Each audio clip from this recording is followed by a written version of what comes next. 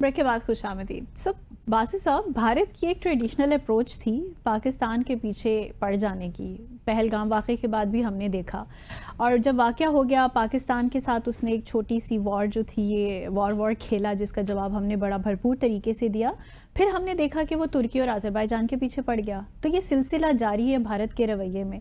लेकिन I was not expecting कि सदर ट्रंप जैसी हस्ती के भी पीछे भारत पड़ सकता है। बड़ा स्ट्रैटेजिक रिलेशंस थे, बड़े गर्मजोशी थी, और हमने देखा जब सदर ट्रंप ने अपना हल्फ भी लिया तो भारत को बड़ी इंपॉर्टेंस दी गई। तो अभी भारत में ये कैसी हवा चल पड़ी कि सदर ट्रंप को भी नहीं छोड़ रहे ये लोग?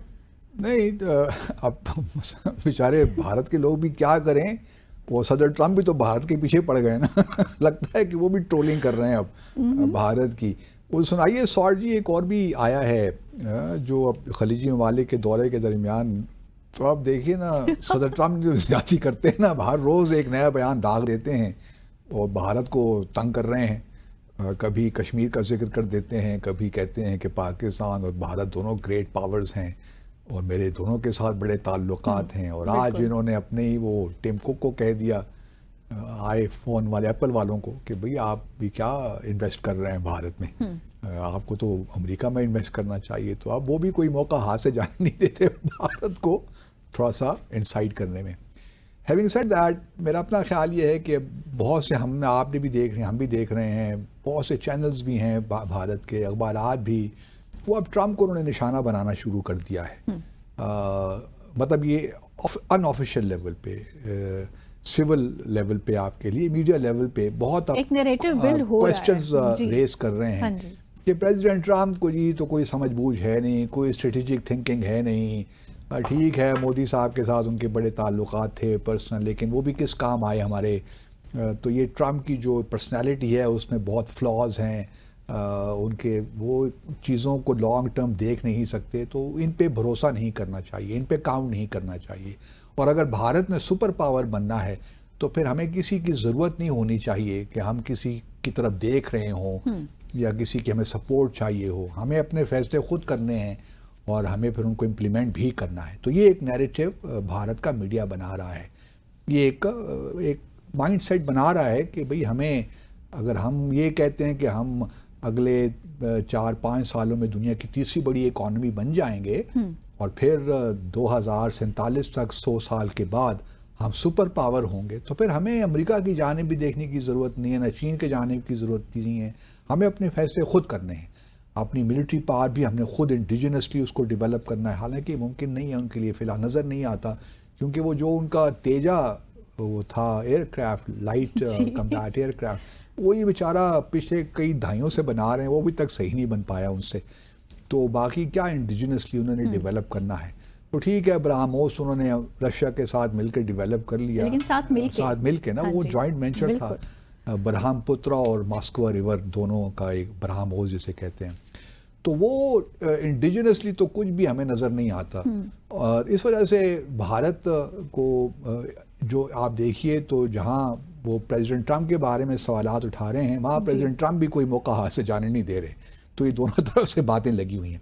लेकिन ये बात देखिए ऑफिशियली अभी नहीं कह रहे, ये याद रहे, क्योंकि ऑफिशियली जो है ना, अभी उन्होंने एक फ़ैसला किया है कि मुख्तलिफ ममालिक में वो वफूद भिजवाने का फ़ैसला हो गया है, मल्टी पार्टी डेलीगेशंस वुड को।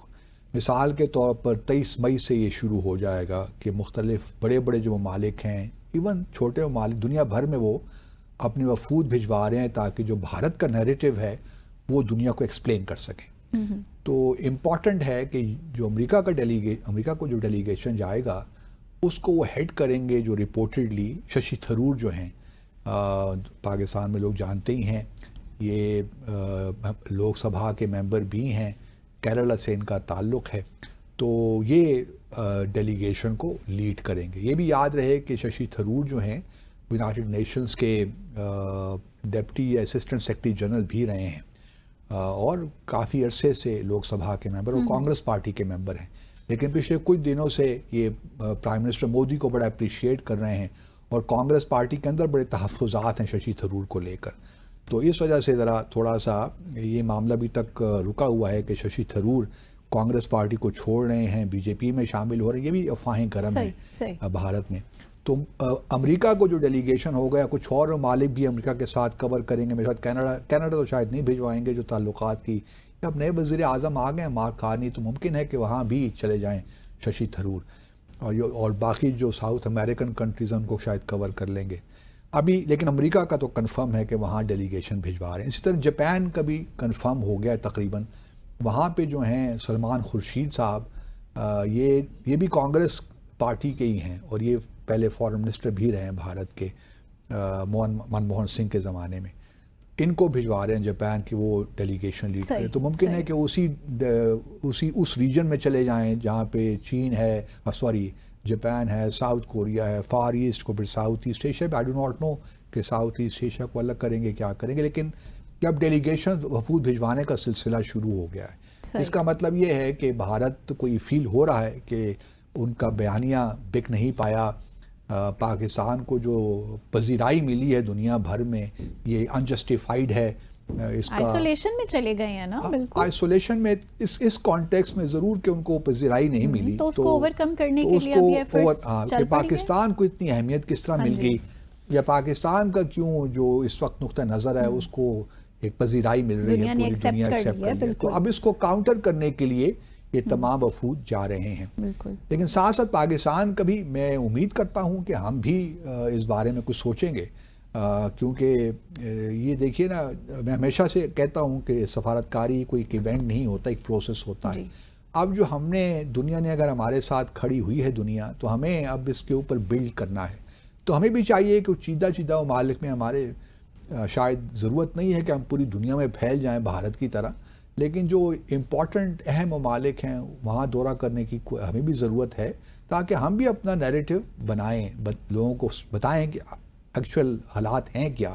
جیسا دیکھیے بڑا اچھا خط لکھا ہے ہمارے وزیر خارجہ نے پریزیڈنٹ جو ہیں اس وقت یونائیٹڈ نیشن سیکیورٹی کونسل کے، جو کہ اس وقت گریس کے پاس پریزیڈنسی ہے اس ماہ کی.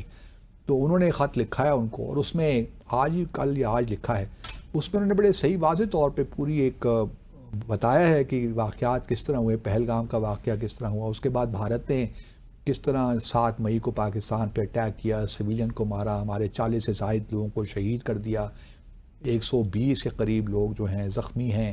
تو ساری باتیں انہوں نے بتائیں. اور پھر ایک امپورٹنٹ جو بات انہوں نے اپنے خط میں کی وہ یہی کی کہ جموں اور کشمیر کا تنازع اصل تنازع ہے. تو ہم امید کرتے ہیں کہ UN سیکیورٹی کونسل اپنا کردار ادا کرے گی، تاکہ جو اس کی پینڈنگ لانگ اسٹینڈنگ قراردادیں ہیں جموں اور کشمیر پہ، ان کو نافذ کروایا جائے. کیونکہ بھارت وہ نہیں کر رہا، اور بھارت اپنے جو ہے یونیلیٹرل ڈیسیشنز دے رہا ہے، تو یہ کسی طور بھی مناسب نہیں ہے. تو یہ اچھا خط لکھا، اسی طریقے سے چیزیں کو آگے لے کر جانا چاہیے. اب دیکھنا یہ ہے کہ ہم میں امید کرتا ہوں کہ ہم بھی کہیں نہ کہیں ان چیزوں پہ کام کر رہے ہوں گے، کیونکہ میری اپنی خواہش تو یہی ہے کہ ہمارے جو وزیر خارجہ ہیں چین کا دورہ کریں اور ساتھ امریکہ کا دورہ بھی کر رہے ہیں بیک ٹو بیک. تو یہ ایک بہت بڑا اچھا ہوگا ہماری سفارتکاری کو آگے لے جانے کے لیے. لیکن بھارت میں اس وقت جو ہے پریشانی اپنے عروج پر ہے. اس کے علاوہ مجھے اس وقت نہیں معلوم، میں کوشش کر رہا ہوں تھوڑی معلومات لینے کی، کہ کیا ساؤتھ ایشیا جو ریجن ہے ادھر بھی بھارت وفود بھجوائے گا کہ نہیں بھجوائے گا، کیونکہ انٹرسٹنگ کیونکہ وہ ایک ایسا ایریا ہے جہاں پہ ہی بھارت کو پریشانی تو ہونی چاہیے بہت مشکل ہوگی بھارت کے لیے کہ ساؤتھ ایشیا میں اس کو سپورٹ نہیں ملی. اسی دیکھیے نا، ابھی بھی جو ہم پچھلے سیگمنٹ میں بات کر رہے تھے کہ جے شنکر صاحب نے افغانستان کے انٹرم فارن منسٹر کے ساتھ تو بات کر لی، لیکن ابھی تک کسی جنوبی ایشیا کسی ملک کے ساتھ بات نہیں کی، کسی فارن منسٹر کے ساتھ نہیں. بات تو کر سکتے ہیں، ایسی کوئی بات نہیں ہے. ابھی دیکھیے نا، سری لنکا حال ہی میں پرائم منسٹر مودی کا وہاں وزٹ ہوا ہے سری لنکا کے ساتھ تعلقات بھی ان کے ٹھیک ٹھاک ہیں، اور کافی وہ اکنامک ایڈ بھی، اسسٹنس بھی دیتے ہیں. تو کوئی شاید وہ کر بھی رہے ہوں، آئی ایم شیور.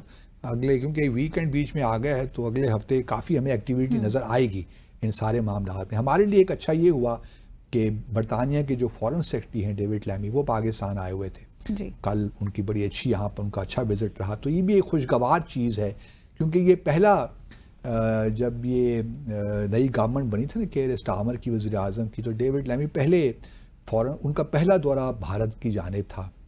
یہ آج سے 2-3 ماہ پہلے کی میں بات کر رہا ہوں. تو اب وہ پاکستان بھی آئے ہیں, تو یہ بھی ایک پازیٹیو ڈیولپمنٹ ہے کہ سارے کرائسس کے بعد ان کا دورہ جو ہے اس کو میں تو بڑا پازیٹیو دیکھتا ہوں. اور پھر چونکہ ہماری کمیونٹی بھی وہاں پہ کافی ایکٹیو ہے اور بڑی ہے, تو یہ دورہ امپورٹنٹ ہے. ہم نے ایک زمانے میں برطانیہ کے ساتھ بھی انہانس اسٹریٹجک پارٹنرشپ کا ایک کانسیپٹ کیا تھا. اس زمانے میں پرائم منسٹر ڈیوڈ کیمرون ہوا کرتے تھے, تو ان کے ساتھ مل کر ہم نے, اور وہ پھر آئے بھی تھے, باہر پاکستان آئے تھے, تو وہ بڑا اچھا کانسیپٹ تھا. اسی کو آگے لے کر جانا چاہیے. اور پھر یورپین یونین کے ساتھ بھی, جرمنی, فرانس, ان کے ساتھ بھی ہمیں یہ نہیں دیکھنا چاہیے کہ جی فرانس نے رافیل طیارے دیے تو بڑا ہمارے لیے مسئلہ ہو گیا. فرانس کے ہمارے اپنی تعلقات ہیں, ماضی میں ہم نے بہت کچھ لیا ان سے, میراج طیارے بھی ہم نے ان سے لیے. بالکل صاحب, بٹ آئی تھنک کہ ہم اس سے آگے اب سوچ رہے ہیں تو اچھی بات ہے, اور سوچ رہے ہیں. اسی کا نتیجہ یہ کہ صرف ملٹری کیپیبلٹیز پہ تو آپ اس طرح کی جیت آپ کو ممکن نہیں ہو سکتی نا آپ کے لیے. تو آئی تھنک ہم اتنا بیونڈ سوچ رہے ہیں, تو اتنی ہمیں کامیابیاں مل رہی ہیں. تو یہی طریقہ کار ہے, اور اسی طرح آگے اسٹیپ بائی اسٹیپ بڑھتے جانا چاہیے. بالکل. سو یہاں مختصر سا وقفہ لیں گے, بریک کے بعد واپس آئیں گے اور شامل کریں گے دیگر اہم دلچسپ موضوعات.